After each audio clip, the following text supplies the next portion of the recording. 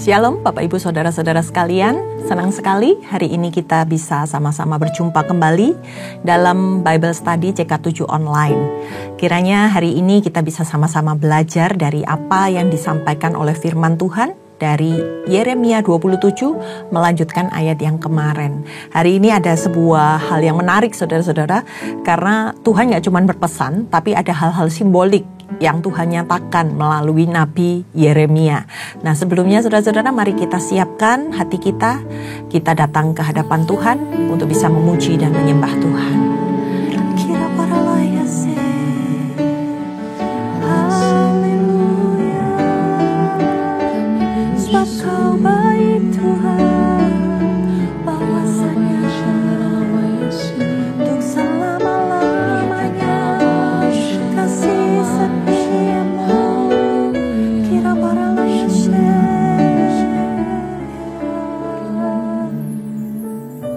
kami datang di hadapan-Mu Tuhan. Terima kasih. Berikan ku hati seperti hati-Mu yang penuh dengan belas kasihan.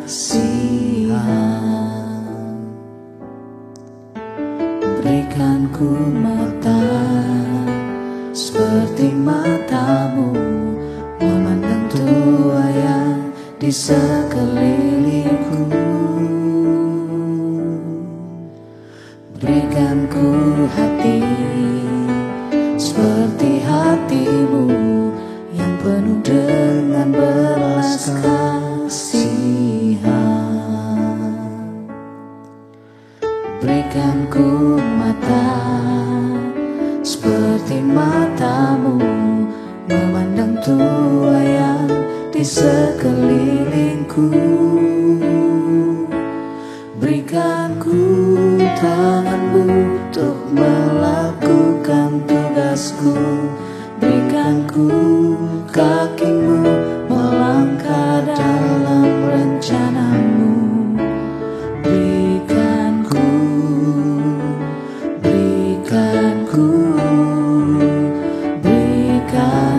hati-Mu.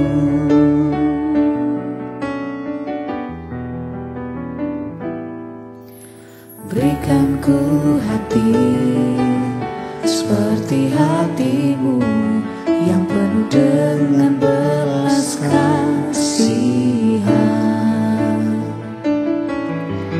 Berikan ku mata seperti mata-Mu, memandang tua yang di sekelilingku.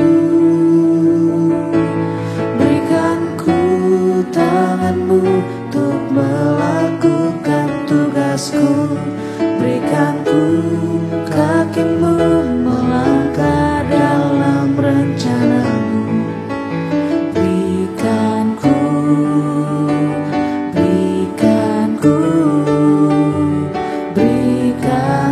hati-Mu. Berikan ku tangan-Mu untuk melakukan tugasku. Berikan ku kaki-Mu melangkah dalam rencana-Mu. Berikan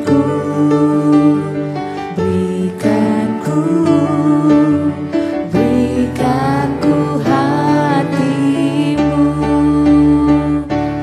Berikan ku tangan-Mu untuk melakukan tugasku. Berikan ku kaki-Mu melangkah dalam rencana-Mu.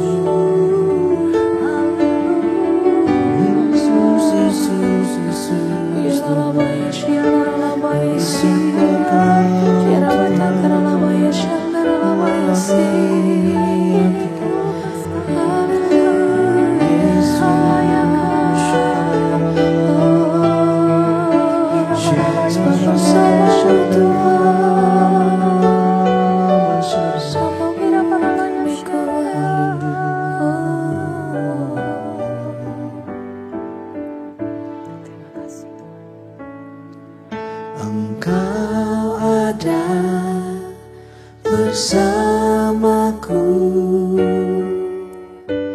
di setiap musim hidupku. Tak pernah kau biarkan ku sendiri.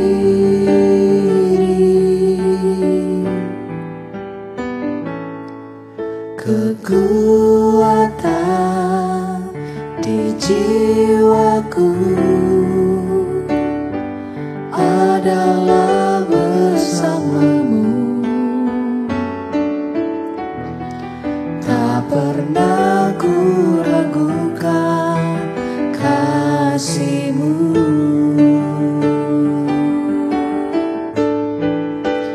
Bersama-Mu Bapa,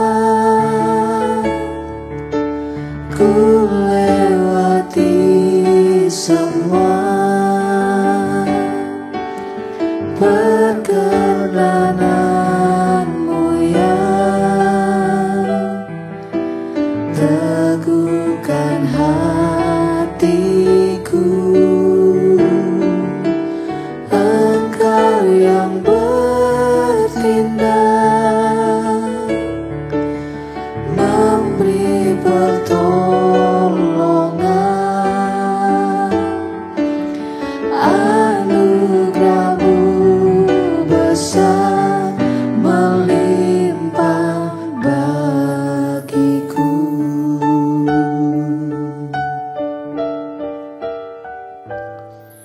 Engkau ada bersamaku di setiap musim hidupku. Tak pernah kau biarkan ku sendiri.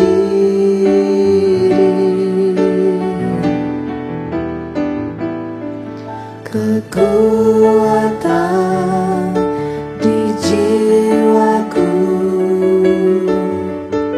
adalah bersama-Mu. Tak pernah ku ragukan kasih-Mu.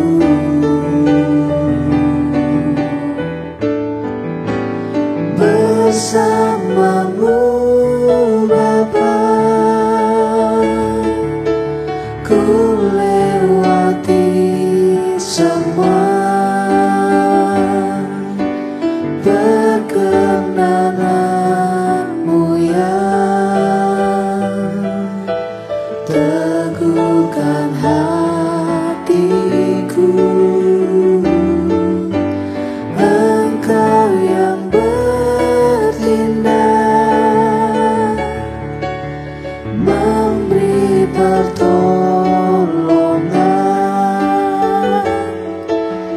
Anugerah-Mu besar melimpah bagiku.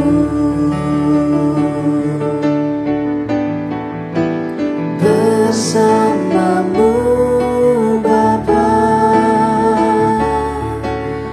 ku lewati semua perkenanan-Mu yang teguhkan hatiku. Engkau yang bertindak, memberi pertolongan. Anugerah-Mu besar melimpah bagiku. Anugerah-Mu besar melimpah bagiku.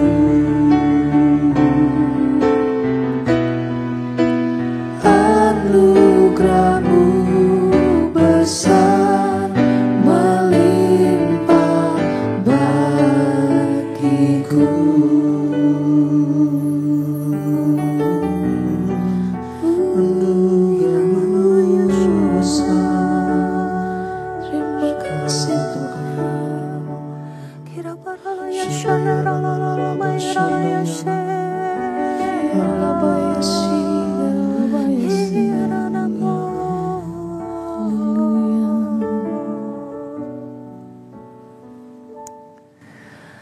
Terima kasih Tuhan, Engkau senantiasa hadir dalam hidup kami.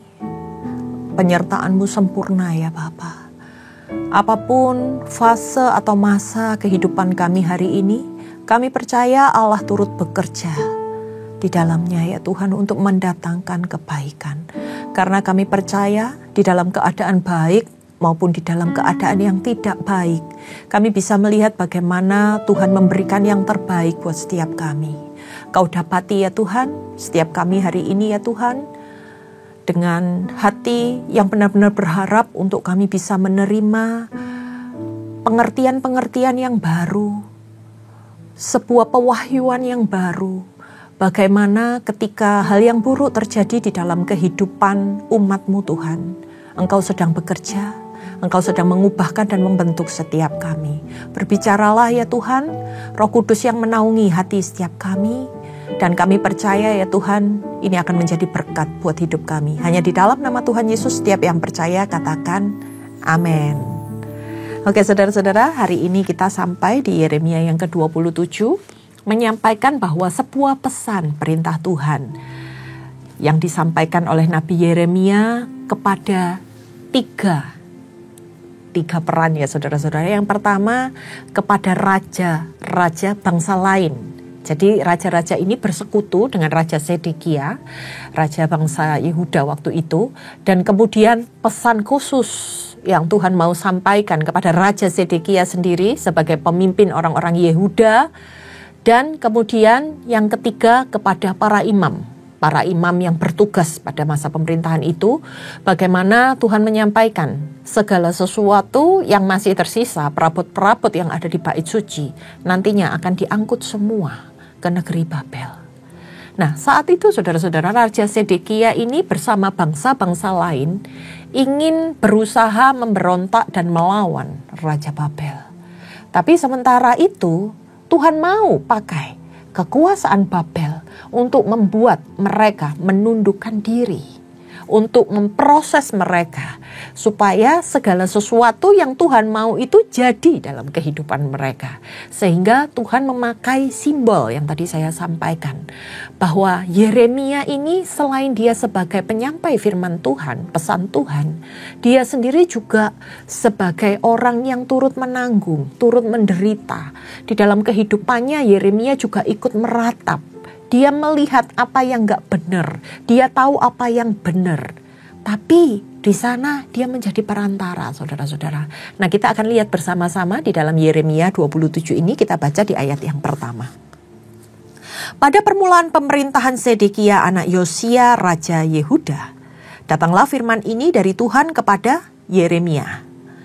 Beginilah firman Tuhan kepadaku, buatlah tali pengikat dan gandar, lalu pasanglah itu pada tengkukmu. Nah, Tuhan memerintahkan suatu tanda simbolis lagi untuk Nabi Yeremia. Yeremia ini kehidupannya selalu mendengar suara Tuhan dan dia harus menyampaikannya. Hari ini dia harus memasang gandar itu pada tengkuknya, saudara-saudara. Diminta Tuhan untuk menyiapkan sebuah tali pengikat dan kemudian tengkuk yang biasanya dipasang di tengkuknya sapi atau lembu ya saudara-saudara. Itu hari itu gandar itu harus dipasang di tengkuk Yeremia. Di sini Tuhan sedang mengumpamakan bagaimana kekuasaan Raja Babel pada masa itu akan mengikat mereka seperti sebuah gandar yang membuat mereka tunduk dalam kekuasaan Raja Babel pada masa itu. Yeremia gak cuma sekedar untuk menyampaikan pesan aja saudara-saudara, tapi Tuhan pesan, Tuhan minta dia juga pasang gandar itu di tengkuknya. Nah, ini bukan suatu yang mudah ya saudara-saudara. Ketika sebagai hamba Tuhan, dia harus ikut menderita, dia harus ikut mengalami segala penderitaan itu. Bahkan segala sesuatu yang sudah dibuat oleh bangsa itu dia ikut menanggung saudara-saudara. Di ayat yang ketiga kita lanjutkan. Kemudian kirimlah pesan kepada Raja Edom, kepada Raja Moab, kepada Raja Bani Amon, kepada Raja Tirus, dan kepada Raja Sidon dengan perantaraan utusan-utusan yang telah datang ke Yerusalem menghadap Sedekia Raja Yehuda. Ini tadi yang saya bilang bahwa pesan ini juga kepada raja-raja lain yang bersekutu dengan Raja Sedekia. Utusan mereka ini diminta untuk menyampaikan pesan kepada raja mereka masing-masing. Ketika mereka datang untuk merencanakan, sedang meeting, melakukan pemberontakan terhadap bangsa Babel. Tapi Tuhan menyampaikan pesannya juga kepada mereka. Perintahkanlah mereka mengatakan kepada Tuhan mereka, beginilah firman Tuhan semesta alam, Allah Israel. Beginilah harus kamu katakan kepada Tuhan-Tuhanmu. Akulah yang menjadikan bumi, manusia, dan hewan yang ada di atas muka bumi dengan kekuatanku yang besar dan dengan lenganku yang terentang. Dan aku akan memberikannya kepada orang yang benar di mataku. Dan sekarang aku menyerahkan segala negeri ini ke dalam tangan hambaku, yakni Nebukadnezar Raja Babel, juga binatang di padang telah kuserahkan supaya tunduk kepadanya. Segala bangsa akan takluk kepadanya dan kepada anaknya dan kepada cucunya. Jadi ada 3 keturunan ya saudara-saudara. Sampai saatnya juga tiba bagi negerinya sendiri. Maka banyak bangsa dan raja-raja yang besar akan menaklukkannya. Yeremia diminta untuk mengatakan pesan kepada mereka bahwa Tuhanlah yang menciptakan segala sesuatu yang ada di muka bumi.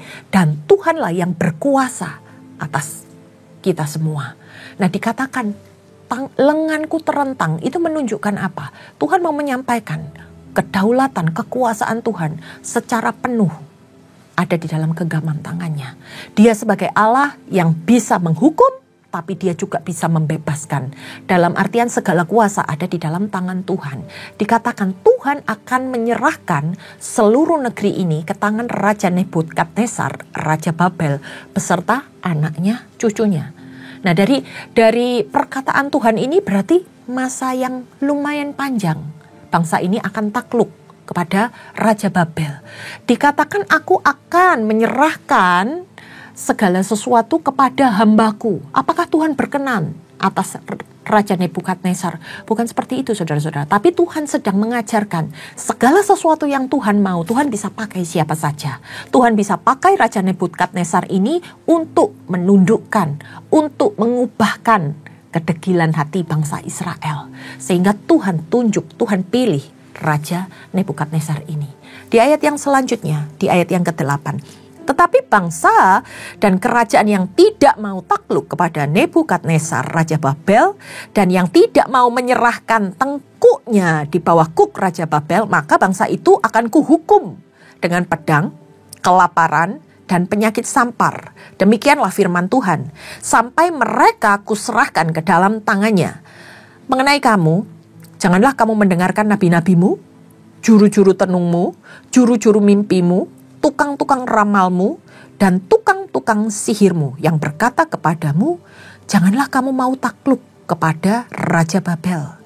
Sebab mereka bernubuat palsu kepadamu dengan maksud menjauhkan kamu dari atas tanahmu, sehingga kamu kucerai beraikan dan menjadi binasa.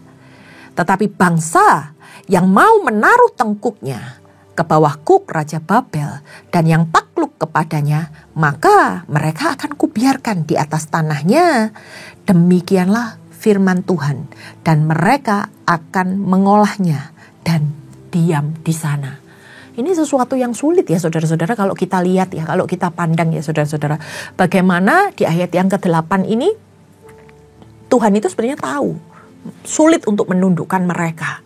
Mereka kepengen memberontak.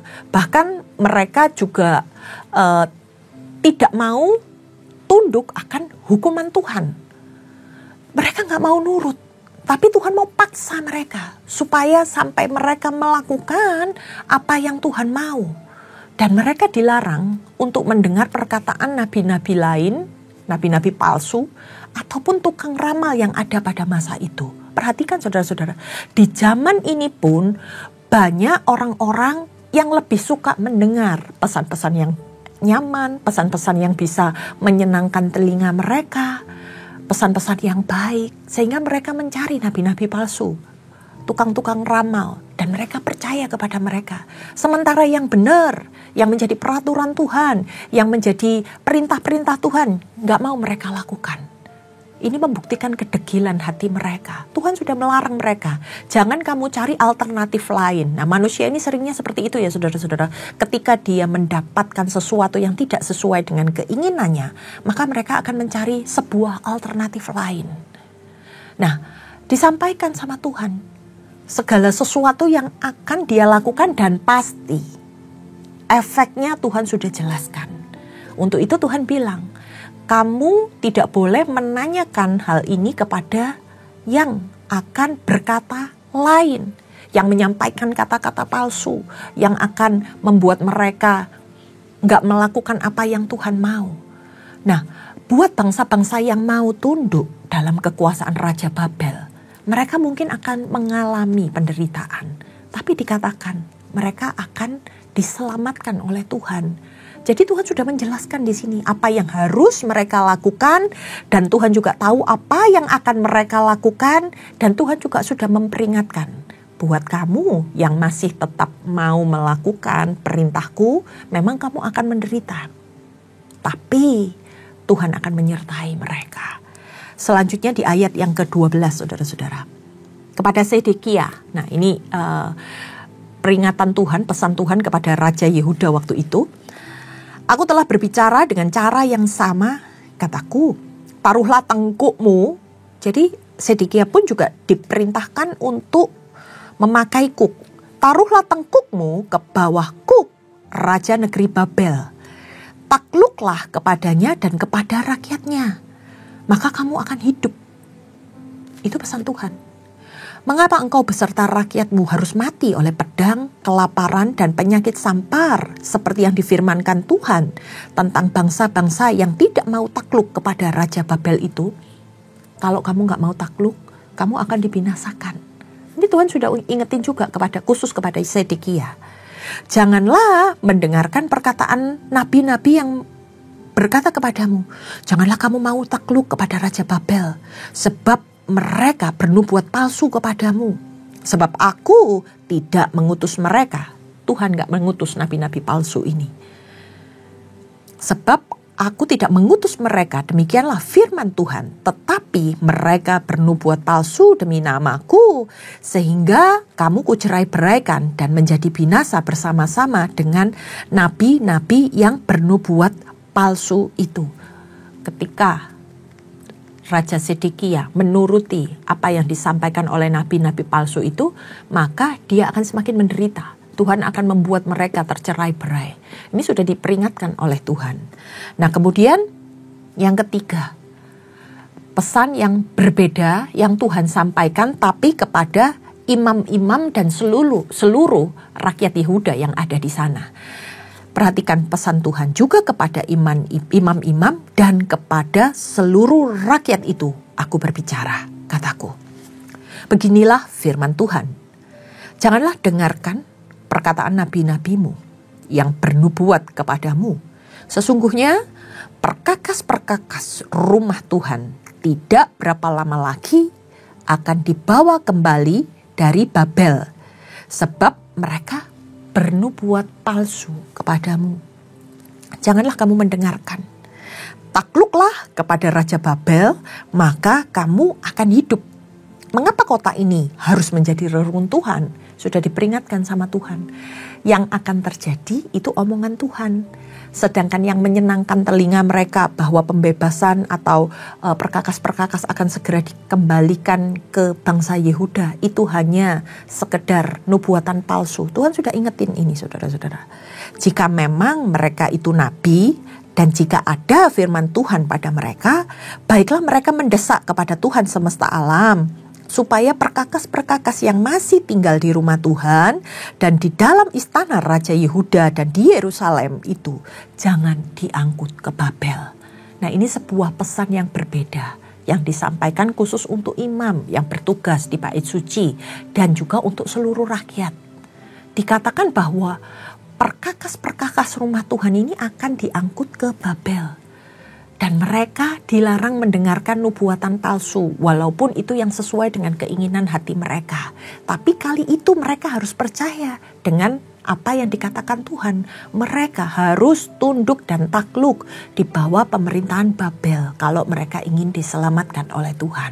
Memang aneh saudara-saudara, tapi ini semua kedaulatan Tuhan. Tuhan sudah bilang, semua ini miliknya Tuhan. Apapun yang diizinkan Tuhan terjadi, mau baik mau buruk, Tuhan berkuasa atasnya. Di ayat yang ke-19 kita baca, sebab beginilah firman Tuhan semesta alam tentang tiang-tiang, bejana laut, dan gelang, tentang sisa perkakas-perkakas yang masih tinggal di kota ini, yang tidak diambil oleh Nebukadnezar Raja Babel, ketika ia mengangkat Yekonya bin Yoyakim Raja Yehuda ke dalam pembuangan, beserta segala pemuka Yehuda dan Yerusalem, dari Yerusalem ke Babel. Sungguh, beginilah firman Tuhan semesta alam, Allah Israel, tentang perkakas-perkakas yang masih tinggal itu di rumah Tuhan dan di istana Raja Yehuda dan di Yerusalem. Semuanya akan diangkut ke Babel dan akan tinggal di sana sampai kepada hari aku memperhatikannya lagi. Demikian firman Tuhan, lalu membawanya kembali ke tempat ini. Semua perkakas yang tertinggal, Tuhan katakan, akan diangkut ke Babel. Tidak akan ada yang tersisa. Nah saudara-saudara, dalam pasal ini yang menarik perhatian kita selain nubuatan-nubuatan Tuhan, itu adalah bagaimana Tuhan memerintahkan hambanya, nabinya, orang pilihannya, juga turut menanggung penderitaan. Di mana Tuhan minta gandar itu, kuk itu juga dipasang di leher Yeremia, saudara-saudara. Gandar ini melambangkan penundukan diri. Dia tidak bisa ke kanan, ke kiri, tetapi dia harus melakukan segala sesuatu yang diperintahkan waktu itu di dalam penundukan kepada Raja Babel. Mereka gak suka, saudara-saudara. Mereka gak suka keadaan itu. Tapi Tuhan bilang, ini yang terbaik untuk engkau. Di mana ketika mereka tidak mau melakukan itu, mereka akan mengalami kebinasaan. Tapi ketika mereka melakukan itu, mungkin mereka akan mengalami penderitaan. Tapi ini berada di dalam kuasanya Tuhan. Jadi beda ya saudara-saudara. Ketika kamu diperintahkan sesuatu, kamu menolak, maka kamu akan binasa. Tetapi ketika kamu diperintahkan sesuatu yang mungkin gak enak, tapi kamu mau menjalaninya, memang menderita. Tapi Tuhan bilang, ini berada di dalam naunganku. Sehingga kamu pasti akan selamat. Nah, sebuah kuk ini dipasang untuk mengarahkan mereka. Membuat mereka takluk secara paksa dalam penderitaan yang hari itu mereka alami. Di dalam perjanjian baru pun, Tuhan Yesus juga memakai istilah, pikulah kuk yang kupasang dan belajarlah daripadaku. Dalam artian apa saudara-saudara? Kita sedang diminta untuk menundukkan diri pada otoritas Allah. Tuhan sedang menginginkan kita untuk kita menaruh semua kehebatan kita. Tapi kita mencari apa sih yang Tuhan mau di dalam kehidupan kita. Tuhan sedang mengarahkan kehidupan kita kepada segala sesuatu yang Tuhan anggap baik untuk kita lalui. Nah ini seringkali membuat kita merasa Tuhan berat, Tuhan gak sanggup. Karena apa? Karena kita berusaha mencari jalan lain saudara-saudara. Karena kita tidak memiliki penundukan diri. Ketika kita ada di dalam satu organisasi, kita diingatkan oleh hamba-hamba Tuhan. Aduh, pesan firman Tuhan itu sungguh membuat aku dibatasi hidupnya. Gak bisa enak seperti orang-orang yang hidup di dunia hari-hari ini. Ya memang saudara-saudara. Karena kuk itu dipasang untuk mengarahkan kehidupan kita kepada sesuatu yang Tuhan mau. Dalam artian dengan kuk ini kita dikendalikan oleh kedaulatan Tuhan. Kuk ini akan menyakiti kita ketika kita memakainya dan kita memberontak. Akan luka, kita akan menderita, kita akan merasa berat. Maka ketika kita menggunakan kuk ini, kita belajar kepada siapa yang memasangnya, yaitu Tuhan. Tuhan mengajarkan kita bagaimana untuk melembutkan hatimu, berjalan sesuai pimpinan Tuhan. Ketika kita mau melembutkan hati kita, ketika kita mau belajar seperti Yesus, maka kita akan tahu kemana arah Tuhan hendak membawa ini semua. Sehingga ketika kuk itu diangkat, kita sudah memiliki karakter seperti karakter Kristus. Lalu ada hal yang menarik saudara-saudara, di mana Tuhan tadi memakai Raja Nebukadnezar, di mana raja ini merupakan musuh bangsa Israel pada waktu itu. Dikatakan Raja Nebukadnezar ini adalah hambanya, kata Tuhan. Di mana dia dipakai, musuh ini dipakai untuk mengarahkan umatnya, untuk dididik menurut jalannya Tuhan. Nah, seringkali kita berontak, Tuhan, kenapa saya harus belajar dari orang-orang yang salah di dalam proses ini? Dia benar-benar menyakiti saya, dia benar-benar membuat kehidupan saya ini gak nyaman. Tapi Tuhan bisa pakai saudara-saudara, orang-orang seperti ini untuk benar-benar mengarahkan kita kepada jalannya Tuhan. Tuhan bisa pakai siapa saja untuk bisa membentuk kita. Hari ini kita belajar, Tuhan pakai Raja Babel, musuh mereka. Tuhan bisa pakai untuk menggenapi rencananya atas kedegilan bangsa ini, supaya mereka mau merendahkan hati di hadapan Tuhan.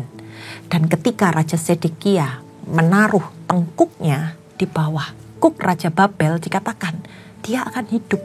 Itu jaminan Tuhan. Seringkali hari-hari ini Tuhan pakai penderitaan itu justru sebagai batu loncatan di dalam kehidupan kita. Kalau kita mau nurut, Tuhan mau mengubah kita. Tuhan mau membentuk hidup kita menjadi serupa dengan gambarannya.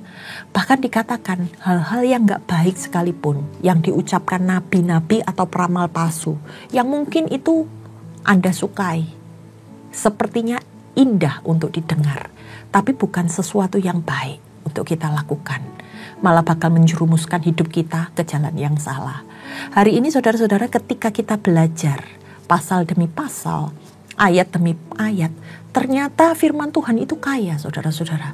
Dan apa yang terjadi di dalam perjanjian lama, itu juga hari-hari ini kita rasakan terjadi. Bagaimana sekarang umat-umat Tuhan lebih suka mendengarkan kisah-kisah dari hamba-hamba Tuhan yang menyenangkan telinga mereka, yang bisa menghibur mereka, yang bisa membawakan tentang bagaimana berkat-berkat Tuhan akan dicurahkan.